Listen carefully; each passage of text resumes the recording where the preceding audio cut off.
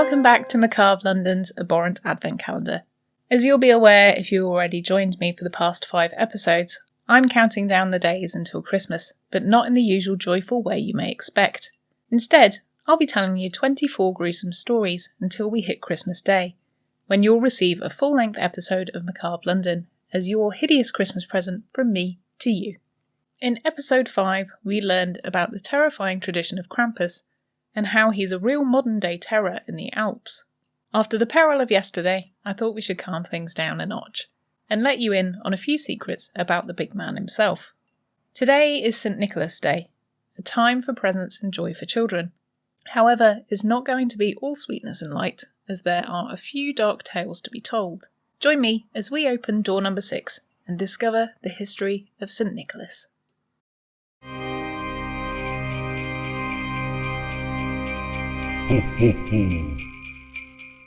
When you think of Santa, the instant image that springs to mind is the jolly old man in the red suit, with the big white beard. The origins of this Christmas stalwart couldn't be further from the jazzed up shiny version that we have today. Our modern day Santa is derived from St. Nicholas, a 4th century Christian saint, known for being the patron saint of pretty much anything and everything, including repentant thieves, merchants, wolves, students, and sex workers, just to name a few. Also on that list was children, and over the subsequent centuries, this has become the one that's really stuck to Nicholas's legacy. Not a lot is known factually about Nicholas.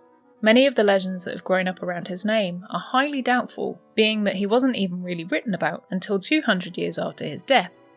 Over those 200 years, the stories told about him would have changed significantly, and as such, we have to take any legends about him with a huge pinch of salt. St. Nicholas was born in ancient Greece, and as a result of his parents dying fairly early on in his life, he was brought into the church to serve in the priesthood at a surprisingly young age. His uncle, who was the Bishop of Myra at the time, decided to give Nicholas the job in order to keep him protected and off the streets. Nicholas's parents left behind a reasonable amount of money, and as an only child he inherited it all. Instead of keeping the money for himself, Nicholas distributed the money around the town to the less fortunate.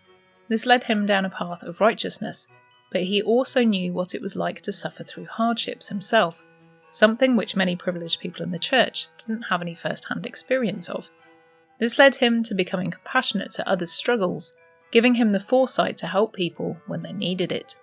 Amongst many other trials and tribulations, Nicholas fought against paganism, and it's said that when the Temple of Artemis in Turkey, one of the 7 wonders of the world, was destroyed in 401 by angry looters, he played a part in whipping up the crowd into a frenzy and encouraging them to tear down the building.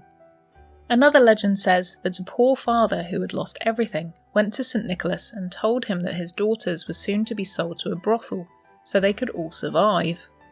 On hearing the news, St. Nicholas dropped a bag of gold coins through their window every night until they had enough to form a dowry for the daughters to be married, which is where the origin of the gift-giving comes from. St. Nicholas also allegedly resurrected 3 boys who had been murdered, pickled in brine, and whose bodies were about to be sold as pork by a butcher. I'm not quite sure which part of the Santa Claus legend this relates to, but I thought it was too gruesome of a legend to leave out, to be honest. Anyway, back to the creation of the myth though. St. Nicholas is also said to have slapped notorious heretic Urius in the face during a Nicaea council meeting, and for that he was jailed, but afterwards everyone agreed it was the right thing to do.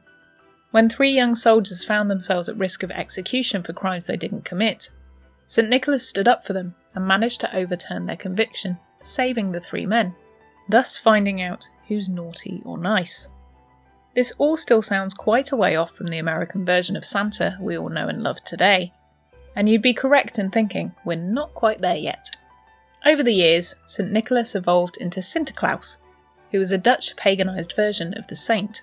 The Dutch created a festival around the saint and celebrated his death day, the 6th of December, slowly turning it into a gift-giving festival to recognise his benevolence.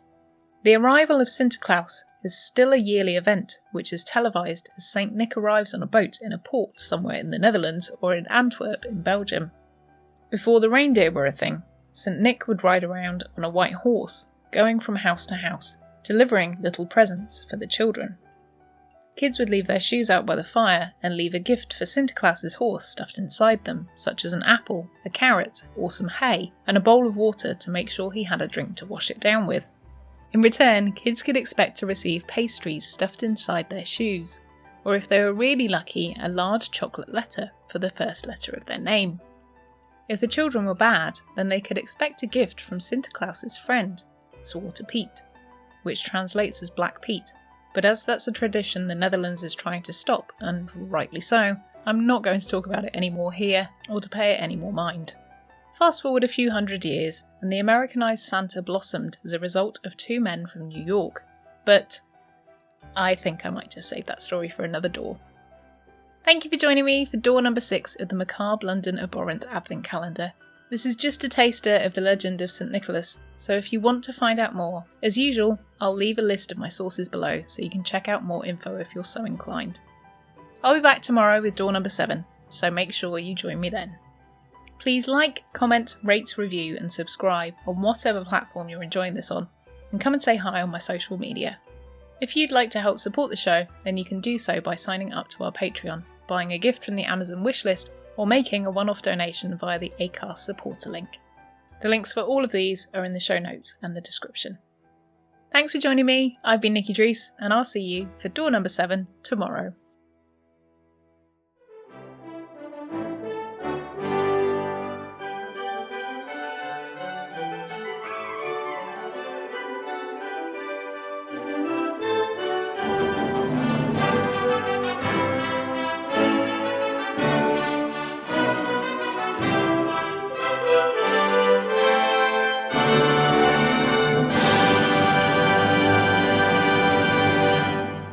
Hey, hey, hey.